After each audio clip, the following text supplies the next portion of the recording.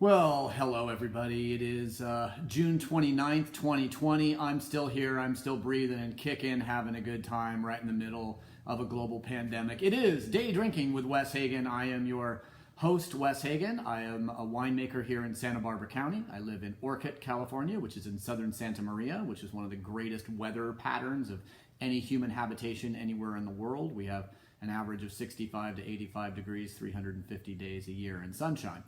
So we get a little rain, we get a lot of fog, we got a lot of wind, and man, does the Pinot Noir, the Chardonnay, and the Pinot Blanc appreciate it. That's what we're all about here on the Central Coast, and especially in Santa Maria and Santa Rita Hills. Cool climate viticulture, wines with elegance and restraint, amazing amounts of verve and structure, and it's basically the place where I've learned to love wine. So we got a really exciting night for you tonight. We're going to be, well, it's day because we're day drinking, so I hope you guys have something in your glass. I probably should. I always talk a little bit about the wine at the beginning, but then we put it away, and then at 5 o'clock we give you guys my official, my sort of official tasting of it, which is also sort of a review of just tasting protocol. This is the Ballard Lane Pinot Noir that we're going to be talking about tonight. I think one of the best Pinot Noirs for around 10 to 12 bucks than you'll ever see. We got Nick is in the house. Thank you so much for being here, Nick. Do appreciate it. And so, yeah, I'm going to be drinking some Pinot Noir tonight. And then, oh, yes, Don Ward's in the Hirsch. Love to have you here, Don. Thank you so much. Folks are coming in, so really do appreciate it. So what the heck are we going to talk about tonight on Day Drinking with Wes Hagen? Well, first of all, we're going to be day drinking, which is going to make us all feel a hell of a lot better.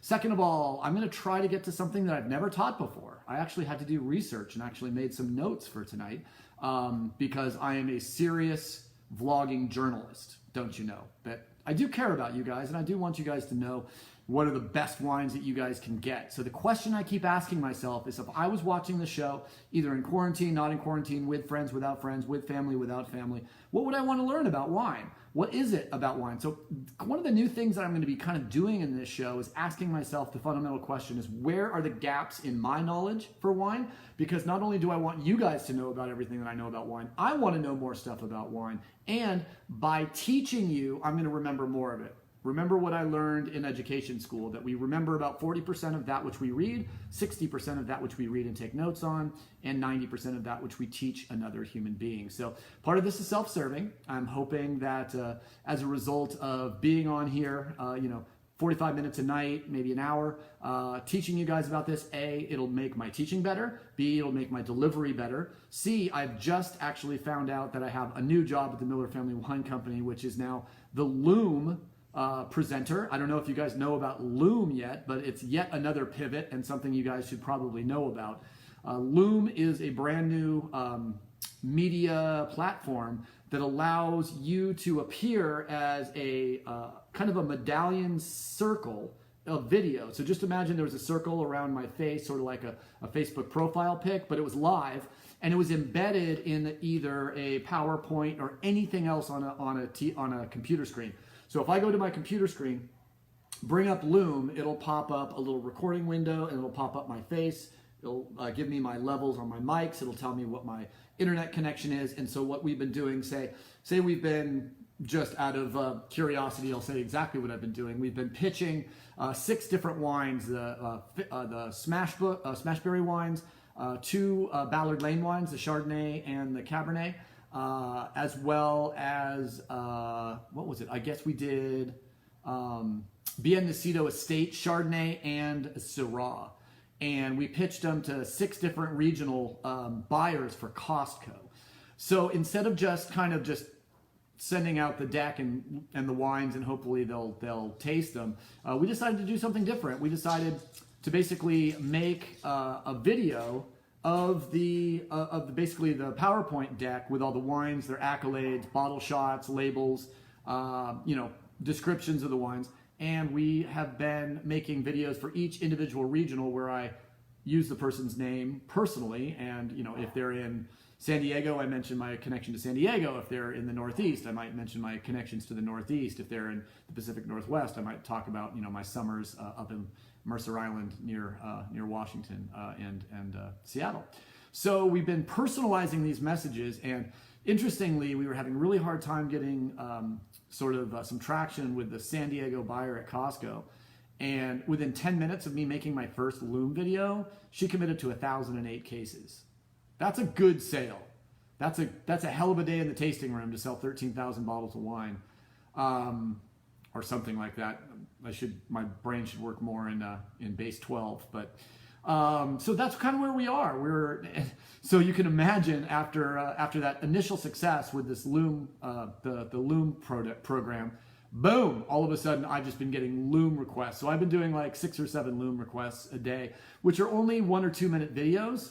But I'll tell you what, it is easier for me to get on into an hour with you guys than it is to get a minute tight on that Loom video. I'm getting much better at it. The first one I did for San Diego took 11 tries.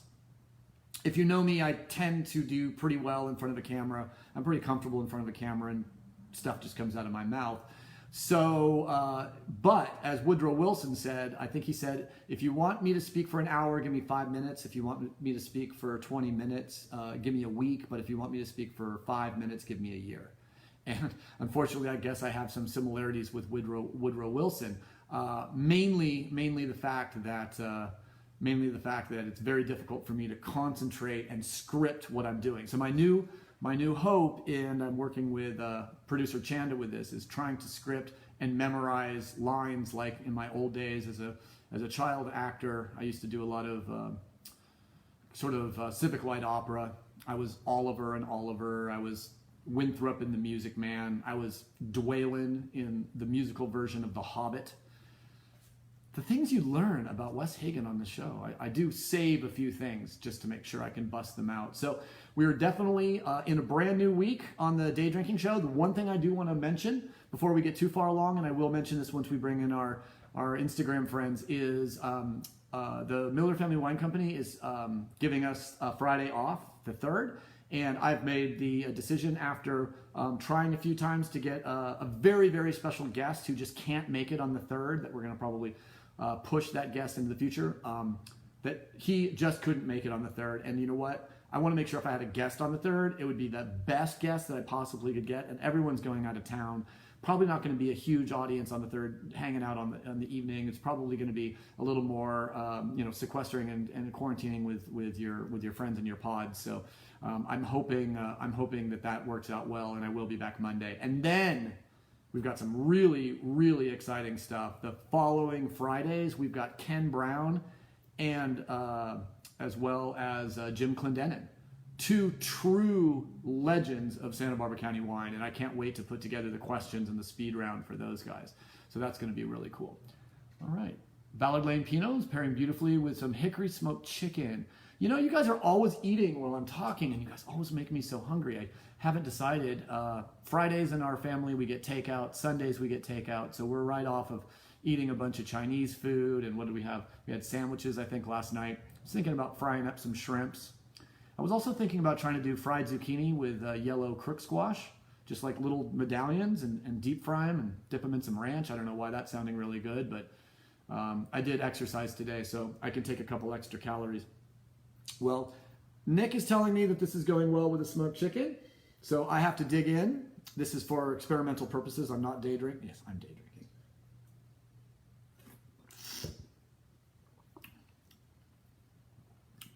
The savory character in this Pinot Noir is absolutely unique. I don't know if I've actually tasted. I mean, I've had a lot of Pinot Noirs from a lot of places in the world. This one both is typical and atypical of the Central Coast. I think, and I'll explain exactly why as I do my formal tasting of this wine, but it always strikes me how complex this wine can be at its price point. It's pretty unusual.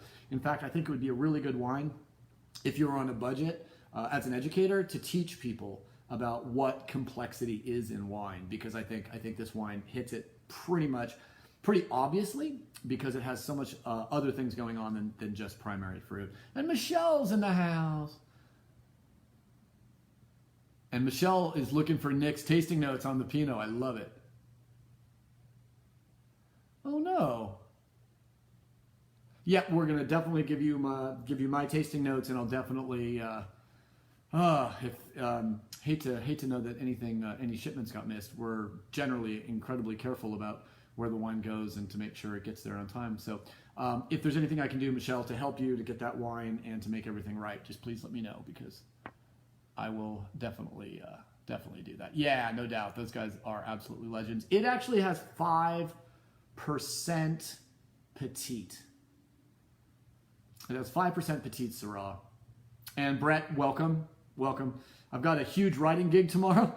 Every time I see Brett, I'm like, 400 words. I've promised Brett, who I went to school with at the University of Redlands, and we were both creative writing people, that I would actually do some creative writing, and I would try to produce a piece of sudden fiction under 400 words. I've got it. I know what I want to do. I'm going to do a riff on A Story of an Hour. That was Kate Chopin, which is one of my favorite short stories. If you don't know that short story, it's about a woman who basically has someone come to her door and tell her that in England, I think it's about early 20th century England, and they tell this woman when they come to her door that the train that her husband commutes on every day derailed and crashed and no one survived. So it's basically a story about a British woman in the early 20th century going up, opening a window, and thinking about what it means to the fact that she just lost her husband. And of course, good short stories have twists, and the twist is she starts feeling better and better and more liberated and more amazing. Like, she's having this moment. Oh my gosh, I've got money. I've got a house. I've got my life. I no longer ever have to be anyone's anything. I am woman, hear me roar. And as she's walking, she goes down to celebrate, walking down the stairs, and her husband, who missed his train, walks in the front door, and she falls down the stairs and dies of a heart attack. And that's the end of the story. So, fabulous story. Not exactly the happiest story, but it's I think it's about 10 or 11 pages. But I've always felt that if I could find a way to think about how the structure of that story works, it was one of the most impactful short stories. I read it over 20 years ago. I still remember it was written by a woman named Kate Chopin. I still remember the name of the short story, even though I forget just about many things in my life. But as my wife says, if it's important to me, I remember it. So I have to be really, really careful what I remember around her. Right? That's really important. Cool. Well, we've almost 5 o'clock, so I'm going to go ahead and if you whatever you're drinking, wherever you are, if you want to share that, if you have a question, you can always put that in. I'm always looking forward to talking to you guys about all that stuff. And my guest tonight's going to be probably a little shorter, maybe a half an hour, maybe 10 minutes on the wine, and about 20 minutes on finding wines to bust yourself out of the wine rut. My whole goal tonight is to really focus, and I'll be saying this again in about 25 seconds, but I really want to, if you guys are just drinking brands, or if you guys are just drinking varieties, maybe it's time to start thinking about your wine education as a whole. So love that. Ruth's having some pickles. I love some pickles.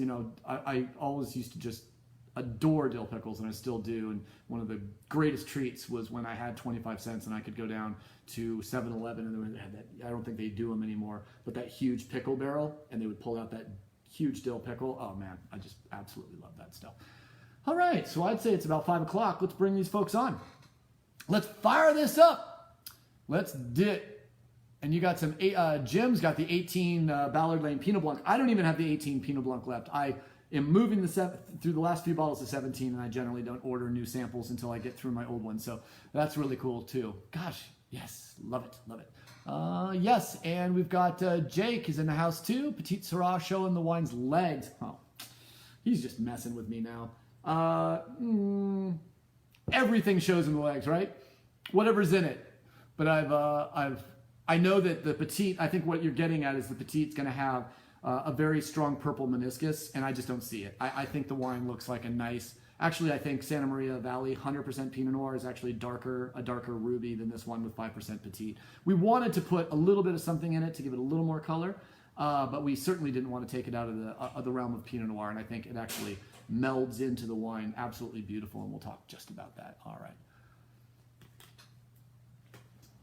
Well, hello Instagram, and welcome back Facebook. It is Day Drinking with Wes Hagen. It is the 29th of June in the glorious and terrible year of 2020. I am still healthy. I am still here. We are running day drinking until my liver gives out, or my computer doesn't work anymore, or my internet drops. It's not going to happen. Hey, how about that? How about that news that we might be looking at spending billions of dollars to increase the infrastructure of our internet in this country? Can you imagine anything that would have a greater positive impact on working at home, being connected? The fact that I think the United States is like 27th fastest internet in the world, and we freaking invented it. California should have internet 25 times faster than it is now. We should have the fastest internet in the world. South Korea is currently, as far as I read last year, has the fastest internet connections, standard for the money in the world. And I'm kind of getting sick of paying $100 a month for good internet, but not, seems like we should be if I'm going to be paying, because obviously people cutting their cables are, just not spending money in these companies, and these companies basically need to make their payroll. So they just keep, taking stuff away and cranking up the price on decent internet. But I honestly believe $25 a month could get us on a grand scale the best internet in the world. And you know what? We need to do this to stay competitive. I really, that has nothing to do with day drinking, but maybe it does. Maybe I've been day drinking and I'm going off on a rant. Had a great conversation with a viewer, Josh Niemeyer, who may be on Josh Josh is a sheriff. He's retiring in a couple months, but he's a sheriff down in San Diego. We had a great conversation about the thin blue line.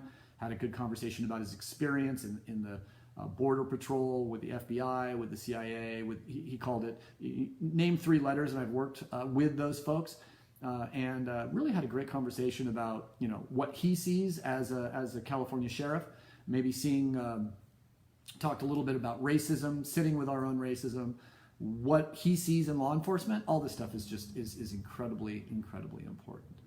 Let's see. Is there a request to be in? Interesting.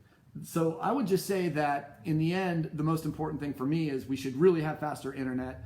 And I had a great conversation with Josh. Where I was taking that was where we were talking a little bit about that. We were talking about wine. We were talking about, gosh, I had a really, really good point. Oh no, he said, what I love about your show, Wes, is that A, it goes really fast. I said, thank you. It goes fast for me too. And B, is he said, it reminds me back of the days in Saturday Night Live, and who was that comedian who would say, I don't want to go off on a rant, and then he went completely and totally kind of wacko right wing and kind of lost a lot of people's attention. But he said he really likes my rants. I don't really go off, I try not to go off on political rants because we're not here for politics. We're here to get away from politics, and we're going to be talking tonight about Pinot Noir. So the wine I have in my glass right now, might be backwards on your screen, is the Ballard Lane 2017 Pinot Noir. The 2018 right now is in current release. So if you order a wine at MillerFamilyWines.com, make sure to use the penny shipping, all caps, promo code, and that'll give you 1 cent shipping on a case of wine, which saves you quite a bit of money. Anything over 6 bottles, 6 to 12 bottles, 1 cent shipping, penny shipping as your promo code. This one is available for I think it's about 12 to 15 bucks. And if you buy 6 bottles, I think you automatically get a 20% discount. So you can get that down to, 15 will probably come down to somewhere around 12 and a half bucks, something like that. So really good value. So you can see, first of all, I always give you an indication of color against the glass. We can see a nice, I would call it sort of a medium garnet color. We had been discussing earlier the wine. Someone asked, and I like to tell the truth, is it 100% Pinot Noir? No, it is not 100% Pinot Noir. It is 5% Petit Syrah in the 17 vintage. I don't know what the 18 is. I'd have to look it up, and I will for you guys, because I know a lot of you have already received and you're drinking the 18. Thank you. I hope it's delicious, and I hope it's a good value. So what we got tonight is the 17 Ballard Lane Pinot Noir. Some of it comes from Salinas, in the Monterey County. A little bit comes from Santa Maria. There might be a very, very tiny amount of Santa Rita Hills in here too, but I would say it's probably predominantly Monterey County, and then it would probably be Santa Maria, and then maybe a percentage or two of the Santa Rita Hills. But we also brought in just a tiny little bit of Petit Syrah from Paso Robles Highlands District to give it a little weight, and a little complexity. And I'll tell you what, the complexity of this wine is really what I want to talk about. Because for a value-oriented Pinot Noir, I think this wine shows so much more than I'm used to. And normally I think a good, clean, value Pinot Noir Usually to me, it's like, yep, there's like some cherry fruit. You know, there's a little bit of sweetness. It's not quite dry. They leave it a little bit because they believe people buying wine at this price point don't want a dry wine. They want to talk dry but drink sweet. We've decided to go a different way. You know, very, very good value wine, always under 15 bucks on the shelf. Usually about 8 or 9 bucks to get a glass of this at a restaurant or a wine bar. And then we want that wine to be accessible for a geek. I want a geek to smell this wine and go, someone really thought about this wine. This is a very deliberate wine. Deliberate is exactly the word I was looking for. It's exactly what we wanted it to be.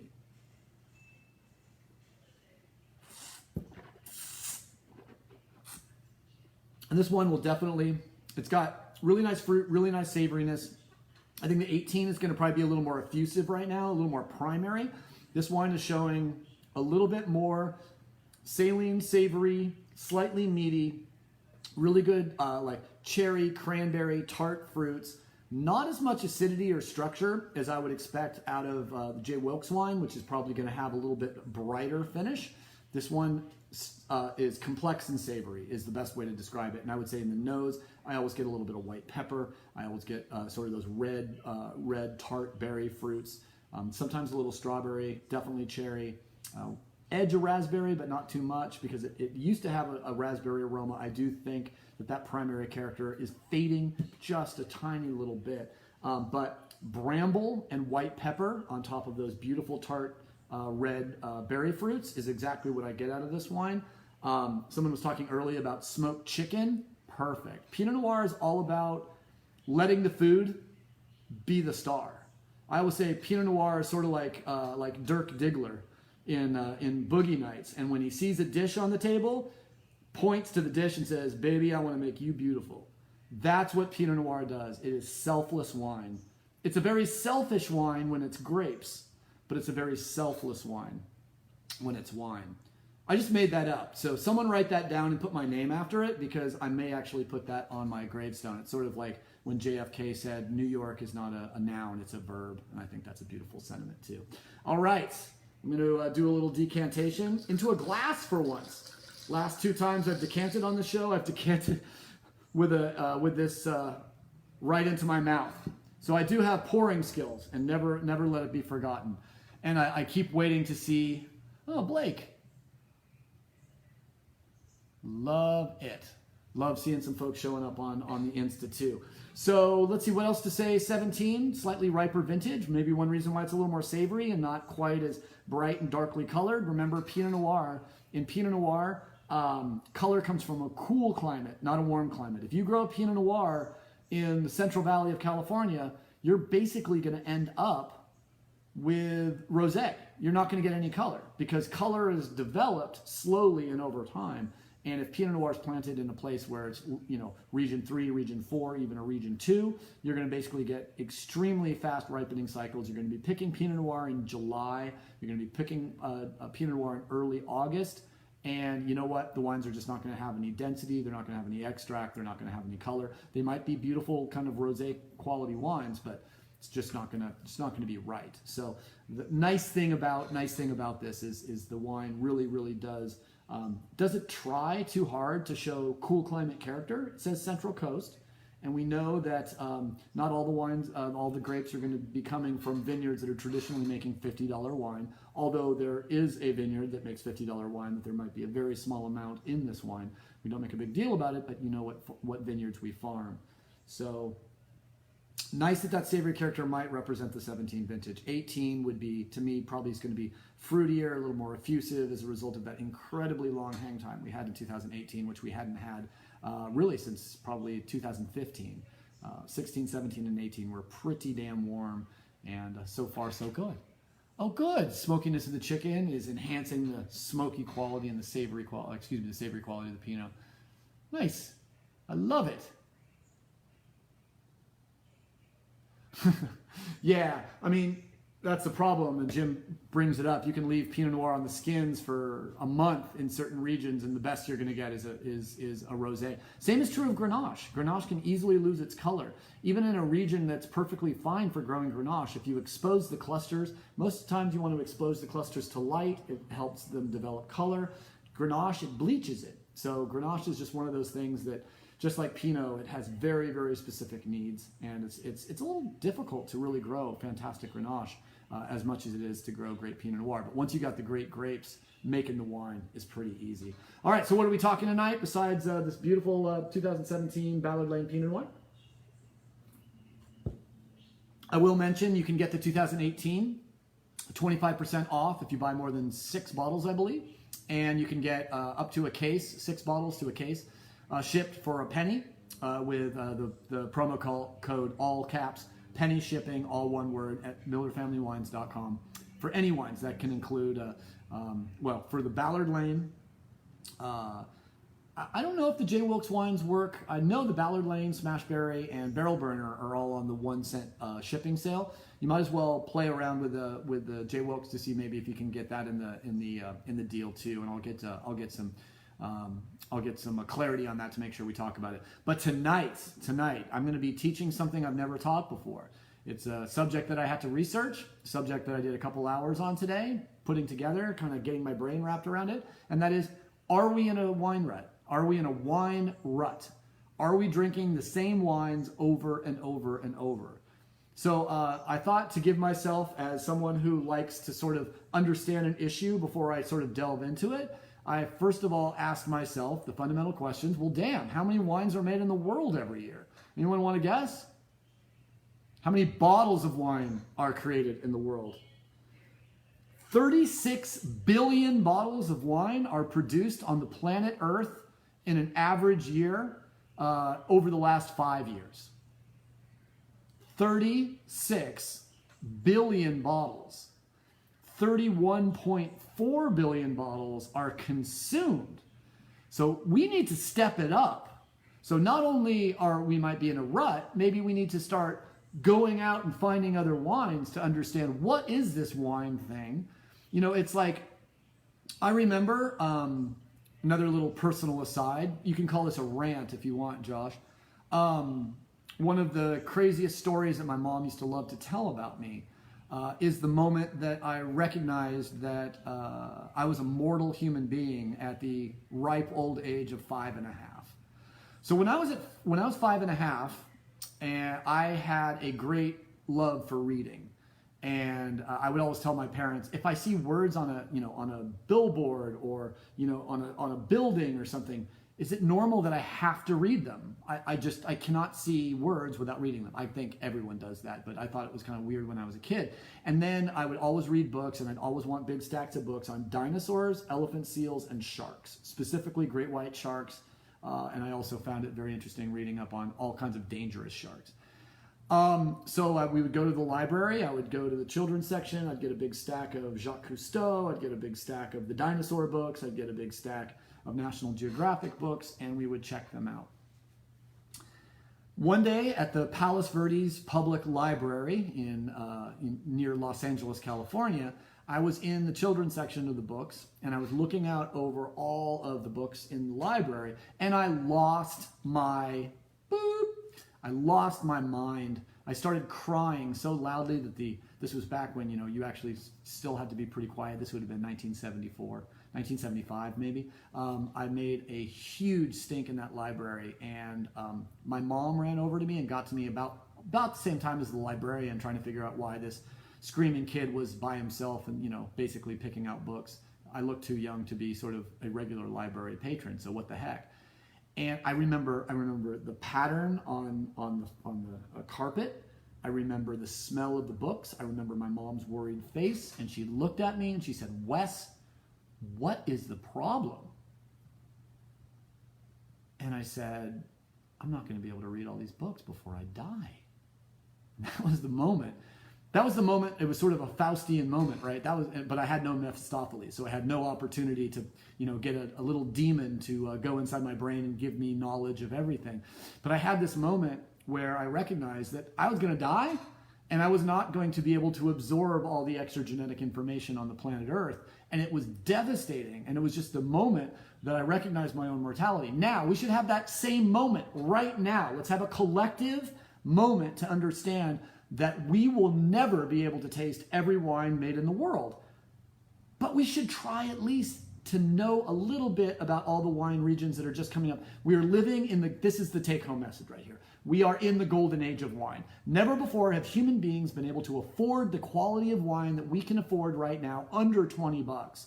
You can find a $20 wine from almost everywhere where wine is produced. You can find a quality wine for about 20 bucks everywhere wine is produced. Some regions, the wine's a little more expensive to make because they're reinvesting in these regions.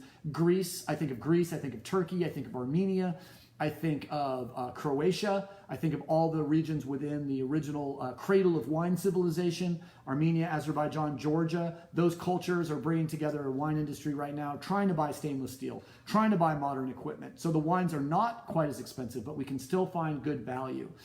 My feeling is the regions that have the opportunity and the historic relevance of being wine regions, gosh, we really need to start thinking about sending our money to them to celebrate that they're trying to bring these wines back to regions where they were originally first made. I've never had a Georgian wine. I've never had an Armenian wine, and I want to. So I'm going to try to commit during this broadcast to trying at least a wine from a state that I don't normally drink wine in. I don't think this year I have actually had an Oregonian or a Washingtonian wine, and I think it's time.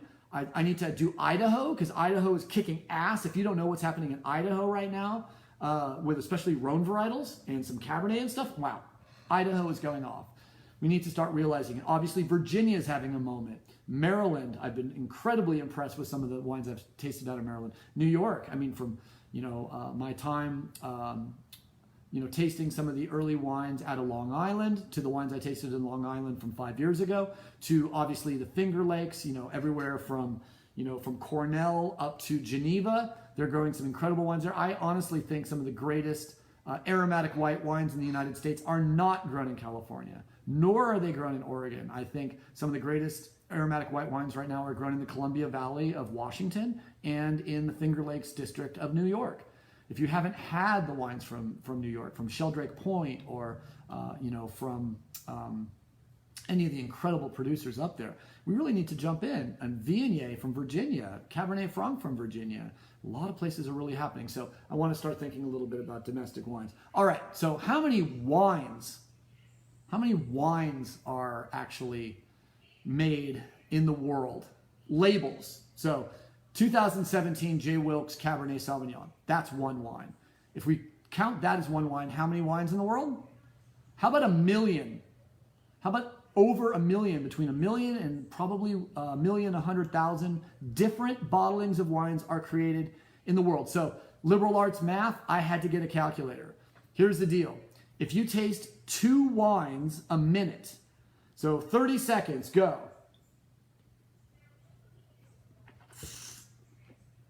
Note. Take a moment. As any good taster, you always want to go back to the wine. Why do you want to go back to the wine? I don't know what was in your mouth before you tasted that wine. Could be toothpaste, could be sriracha, could be the delicious flavor of your wife's kiss. I have no idea, but sometimes, especially as a wine judge, I've learned first taste is to rinse, second taste is to evaluate. So take a second taste. Note. I've already gone over 30 seconds. So I'm going to have to do what I just did twice a minute, every single hour, every single day for 365 days. If I stayed up, somehow didn't go crazy or died, which is impossible. If I tasted 2 wines every minute for, basically 365 days in a row, I would get close to being able to taste 90% of the wines that are produced in the world. We know we're not going to be tasting, I don't even know how many wines that is a day. I don't really even want to go there, but that's a hell of a lot of wine. So we have to be picky. This is one thing that's fantastic and great about being a wine lover. We have to be subjective. In a world where people expect us to be objective, and a world where you make careful decisions, and you celebrate equality, and you celebrate ecumenical ideas, well, that's the cool thing about wine. I don't like it. Who can tell me I should love a wine if I don't love it? No one. It's a personal decision. Someone might say, well, that wine got 97 points in Parker, and I could say, well, it just doesn't really do much with the steak, and I would prefer to drink a wine that has a little more elegance and restraint. whatever, however it happens. We need to make decisions and we need to make them. So I'm going to ask you, think about the 5 wines you normally drink on a regular basis. Maybe you will drink Sauvignon Blanc, Chardonnay, Pinot Noir, Syrah, and Cabernet. Those were the ones that kind of popped up in my mind. So let's talk about Sauvignon Blanc. Maybe instead of Sauvignon Blanc, you want to look into Pinot Grigio or maybe even Pinot Blanc. Pinot Blanc, good stuff. Light and bright. So one thing that's really nice if you own a book like it says Wine Folly, and Michelle, thank you so much for this book, because I use it every Monday, Wednesday, and Friday putting the show together. But if you look up, say I'm looking at the Chardonnay page here, and it's probably kind of hard and washed out. But under, for instance, if you love to drink Chardonnay, on the left-hand side of the page at the very bottom, not only does it tell you where they grow Chardonnay and all the different sort of characters that Chardonnay gives and the flavors, but they also say, try Marsanne, try Roussanne, try Viognier, try Sabatiano, try Trebbiano Toscano. So the nice thing about a book or a reference like this, you don't need me sitting here barking at you if you don't like, if you love Sauvignon Blanc, you might also want to try certain grapes. Also, if you love a grape variety, if you drink grape wine that says Sauvignon Blanc on the label, you can also look for Savinière or the parts in the Loire Valley where they grow Sauvignon Blanc. So if you do a little research and you're in love with domestic Pinot Noir, well, damn it, I think you need to take a little trip to the old world and start understanding where the grape came from to give yourself a reference point and a context for the flavor profile of the wines that you're drinking. So if you're used to drinking New World wine, I'm going to suggest you go back to the Old World and the regions that produce your favorite varieties to see what they're doing there, because I think a lot of Old World wineries are doing an extraordinary job of cleaning up their cellars, making the wine a little more tight, a little bit more crafty, a little cleaner. So you're not tasting a lot of faults, you're just tasting the soil, the grape, and the craft that kind of came across to making it. Yeah, so what are the restricting factors, right? So price, I $20. Again, like I said, you can find value wines all over the world right now. And you can find great wines from Italy, great wines from Portugal, great wines from Spain. But where's the real value? Well, Old World, if you go to a region that's famous, there's always people that are going to want to drink those wines all over the world. So the wines might be a little elevated. Burgundy, Bordeaux, Champagne, parts of the Loire Valley, but Loire is probably a little bit better on that. Parts of the Rhone. But I'd say for the famous regions, probably Rhone varietals are probably the best value. And I find, for my money, the 2 wines in France that I will pay a little extra money because I know they'll be fantastic would probably be Cru Beaujolais from the village level, like Morgon or Moulin-au-Vin. The regions within Beaujolais that produce the best wines. Buy them $20-25. You can lay them down for 10 years. They're delicious when they're released. They're amazing, and they don't really taste like Nouveau Beaujolais. They are incredibly expressive and beautiful red wines, incredibly balanced and lovely red wines. Okay, so price, QPR, quality to price ratio. So I actually got in trouble on an internet wine board when I said a $2,000 bottle of wine that I drank, a Domaine de la Romanée-Conti from 1995, was great QPR. It was worth hell of a lot more than $2,000 for that bottle of wine. People were like, you cannot have QPR in a $2,000 bottle of wine. And I'm like, bull, yes you can, and I'll tell you why. That wine changed my life. How much does it cost to go to Hawaii and see that perfect sunset that you will always have in your mind? I've had that sunset in Hawaii. I still think about the DRC. Also, I'm a wine professional, so spending $2,000 for me to taste, if you're a filmmaker and you've never seen Citizen Kane, what the hell are you doing? If you are, if you're a chef and you've never eaten at a 3-star Michelin restaurant, you got to save your pennies. And if you're a winemaker and you make Pinot Noir, well, damn it, you better be tasting some Grand Cru Burgundy to see what those wines can do and how they can influence and think about the potentiality of your craft.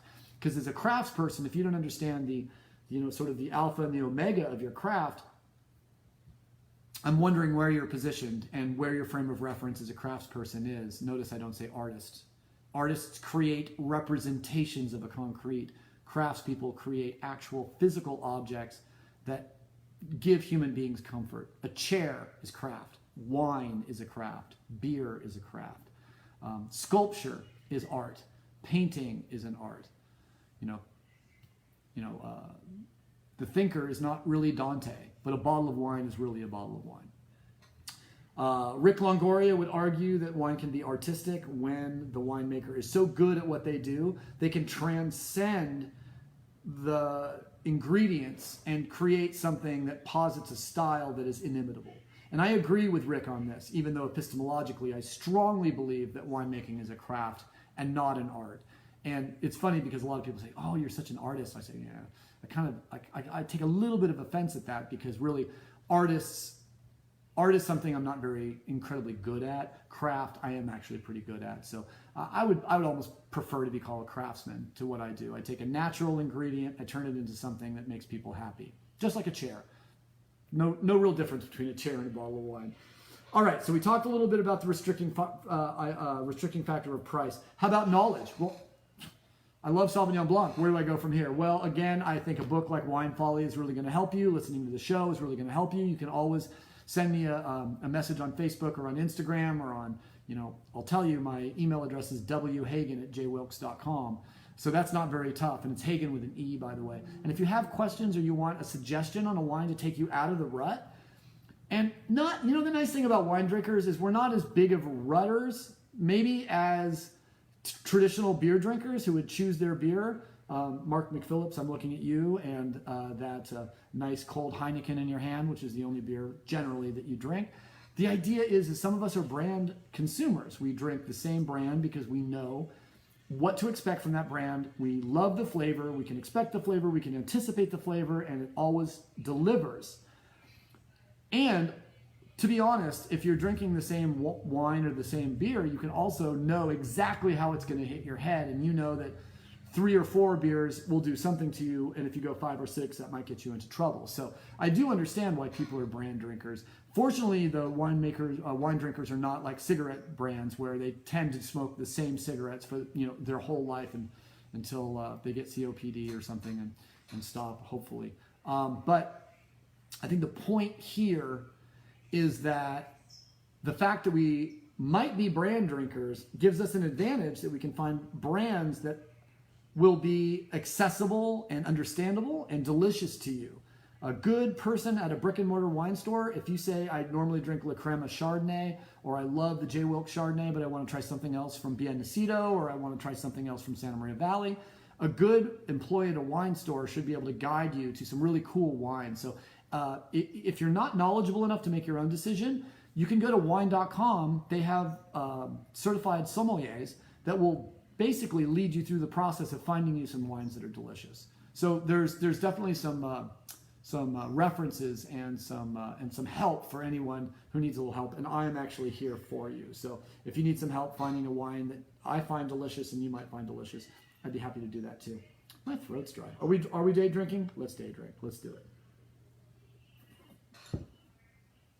Accessibility. What if I can't get the wine?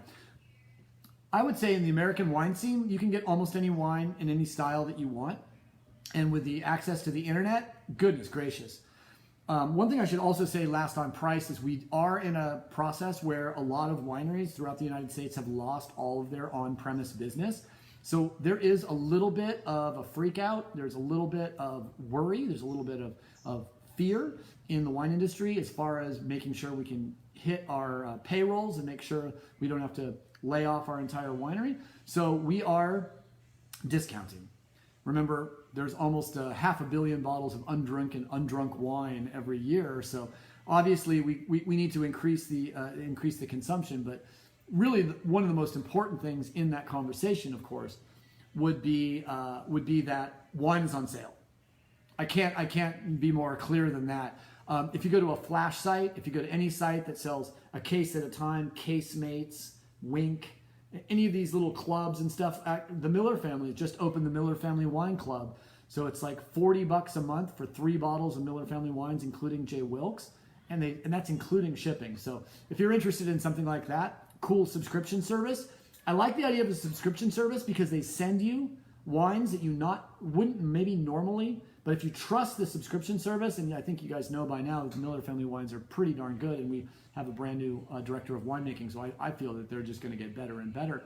So you can always jump in on the ground floor. If you're interested, look up the Miller Family Wine Club, because it's something that we're in, and I think it's a great way to get great discounts, great ability to come to our tasting rooms and be part of what the Miller family does, which is make great wines and grow fruit since 1871 in California. So accessibility, I think you guys know where to get good wine. If you don't, let me know and I'll help you out. We talked a little bit about old world versus new world. So we go to the old world to understand where we were. We go to the new world for value, cleanliness, like scientifically pure wines. I think California sometimes gets a reputation of being too Davis-centered, which kind of means that we make slightly soulless wines because they are so clean and so lacking of any type of fault that the wines are almost too squeaky clean. Not all wines are like that. I do agree, though, that a little bit of a perfect wine is not interesting to me. I always find just the same way as, Cindy Crawford's, birthmark makes her beautiful. The same way that tiny, tiny little Brettanomyces and that perfect Burgundy has taken away some of the unfermentable sugars and allowed that wine to be so damn bone dry and so damn expressive that I taste every little thing happening in it. So sometimes a fault can be a positive. I don't look at it in the J. Wilkes world. I make wines at J. Wilkes to make clean, scientifically acceptable, and bright wines for the broad market that everyone will love, and no one will be like, what the hell? What's that smell? I don't want that. I want to put my nose in a wine that I've spent 2 years of my life on, year to grow it, year to make it, and say, okay, it's clean, it's good, people will love it, and no one's going to say it's awful. It's going to be good. It's going to be good. That's what we want. How about value versus quality? That's a tough one. But one we don't have to really worry about, because there certainly was a time when you couldn't expect a $5 or $10 wine to deliver. Now it has to deliver, because if it doesn't deliver, it doesn't sell. If it doesn't sell, you're out of business. We're again in a moment in this industry very similar to 2008, where in 2008, I think about 20% of all winemakers in the United States lost their jobs because of the recession. And if you couldn't make awesome, delicious, really incredible wine, you're gone. Because up till 2008, we allowed winemakers to sort of sometimes make a good wine, make a bad wine, make a good wine. If you were not a consistent winemaker after 2008, generally you were not hireable. So I think we have the most amazing ability right now to look at value and quality and say, $20. I'm just going to say, if I spend less than $20 for a bottle of wine, I'm thinking I'm going to drink it right away. If I'm spending more than $20 for a bottle of wine, I'm thinking about laying it down for 3 to 5 years. If I drink it early, so be it. If I drink it late, maybe it'll surprise me. I keep a cellar of about 300 to 400 bottles, and I always have something to drink. And that's what I want to talk about next, is a cellar. And that is the idea of, I want you to look back. If I was going to build a cellar and I was you, I don't even know who you are, but I know many of you, so this is easy. Think about writing down in a journal what you eat for dinner, and if you drink wine with lunch, bless you. Write down lunch too, and kind of track what you're eating in your diet, and then ask yourself, okay, well, fried chicken, Pinot Blanc, Chardonnay. I'm eating a lot of duck. I'm a hunter, and I eat a lot of duck. Well, Pinot Noir. I'm eating a lot of oysters, Sauvignon Blanc. I'm eating a lot of hamburgers, Zinfandel. I'm eating a lot of steak, Cabernet, Merlot, Nebbiolo. I'm eating a lot of pasta, Sangiovese, Chianti, all these things. So what I would do is correlate your diet. Are you a carnivore? Are you omnivore? Are you a little bit more on the vegetarian, pescatarian, vegan side?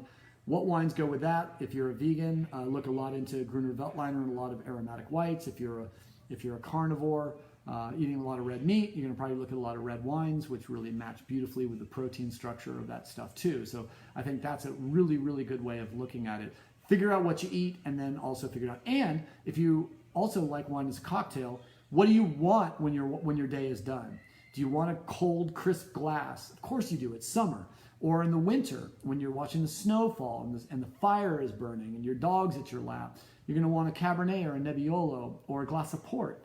So think about two things: what you want when you eat and what you want when you're not eating, and balance those two in a cellar and try to keep, I like to say, if you can afford it, try to keep 100 bottles.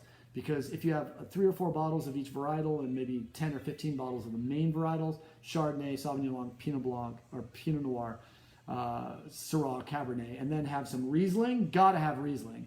Riesling is gorgeous with spicy food, gorgeous with Asian food, gorgeous with Thai, gorgeous with Szechuan, gorgeous with Mandarin. All these delicious foods. So definitely have some Sauvignon Blanc, some Riesling, Pinot Blanc, maybe some Roussanne, Marsanne, Viognier, some Chardonnay, sparkling wine, some rosé, some light-bodied red, some Pinot Noir, some Gamay, some beautiful Grenache, and then moving up to the Syrah, Mourvèdre area, perfect. And then you're gonna, of course, want a little heavy red, some Merlot, some Cabernet Franc, some Cabernet Sauvignon, and maybe some Nebbiolo, Nero d'Avola, all these different wines. So beautiful. And if you don't know some of these words, definitely some of them you can look up. Wine patriotism. Patriotism is in a weird place in the world right now. I'm going to teach you how to be a wine patriot without having to worry at all about defining yourself politically. And that is, damn it, we're Americans. Americans are making wine in almost, growing and making wine now in almost all 50 states. I know a guy who's growing Pinot Noir in a damn,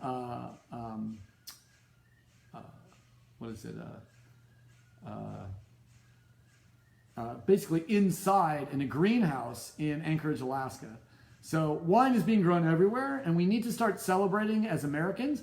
If we were French, we would drink 95% of French wine. How many times you go to France and see someone say, "Oh, welcome to our beautiful restaurant. Would you like to try a Santa Barbara Pinot Noir?" Actually, the Santa Barbara list at Alain Ducasse, 3-star Michelin, is about 80% bigger than the Napa list because they know what balance and verve tastes like in wine.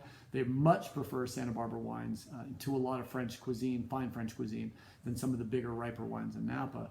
But what I want you to do, though, is think about wine patriotism. I'll challenge myself. I'm going to drink Napa. I'm going to drink Sonoma. I'm going to drink Idaho. I'm going to drink Oregon, even though Oregon won't drink me. I'm going to drink Washington. I'm going to drink Virginia. I'm going to drink New York. I'm going to drink Maryland.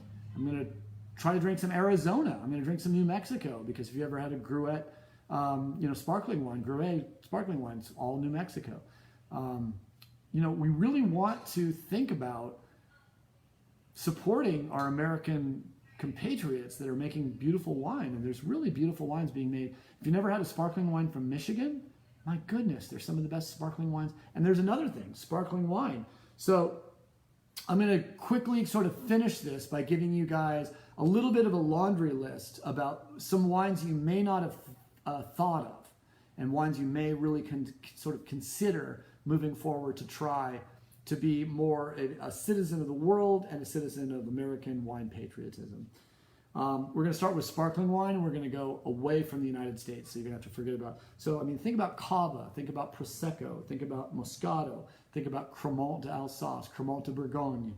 Think about sparkling wine from California that's made in the Method de Champenois. Of course, some of my favorites are generally going to be Gloria Ferrer, which I think is probably one of the greatest sparkling wines for $20 that you can buy anywhere in the world. Very, very amazing and delicious. Prosecco and also from Cava. I drink much more Cava than Prosecco. I find Cava a little bit crisper to my palate. But a sparkling Moscato, it's slutty, and yes, it offers pleasure with no ability to restrain itself, and that's why we love it. If you want to go on the red side, Lambrusco or Bracchetto. If you've never had a Bracchetto, it's the sexiest wine in the world. A bottle of Bracchetto and a first date in a jacuzzi. If a first date will allow you to get into a jacuzzi, it will be an amazing ability to get to know someone over a bottle of Bracchetto. I can't drink Bracchetto anymore because it's sweet. It is a sweet, macerated, red, sparkling wine. And if you've never had it, think Rosa Regale from Banfi. I think Banfi's Rosa Regale is the most consistent Bracchetto I've ever tasted. If you haven't had one, go to Bevmo or someplace else and get yourself a bottle of Bracchetto and strap in. Try it maybe with a less sweet New York style cheesecake, maybe with like a raspberry, like a raspberry coulis or something, would be absolutely perfect. And then, of course, if you're going to go to the high end, you're going to be going with Champagne or Franciacorta. I don't like Franciacorta, to be honest. I think Champagne will always be my favorite sparkling wine. Franciacorta tends to there's a slightly consistent thread in some of those wines where they oak the still wine before they make it sparkling. And the few wines I've had that I've been told these are the greatest examples of the Franciacorta style, I found not all that compelling compared to the same cost in Champagne. Grower Champagne to me is pretty darn amazing. I mean, if you can afford, Salus or Salon, that's great. I like Gimonet for about $100.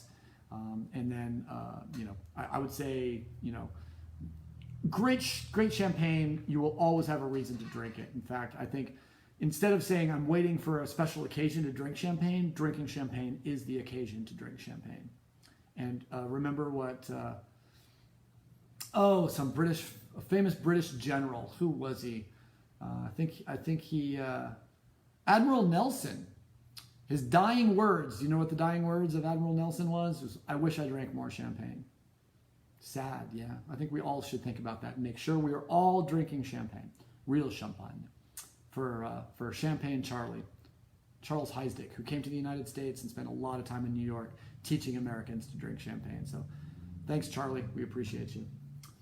Obviously, if you love the white oaked wines like Chardonnay, I mentioned Roussanne, Marsanne, Viognier. Some of those wines I think will appeal to you if you like a little unctuousness, if you like a little richness in your white wine. White Rhônes as opposed to Chardonnay is a nice way to go from that. If you want to go with the aromatic white wines, you're normally drinking Sauvignon Blanc and Pinot Blanc or Pinot Gris, Pinot Grigio. You might want to go with a Pinot Blanc, a Gruner Veltliner, Riesling, Gewürztraminer.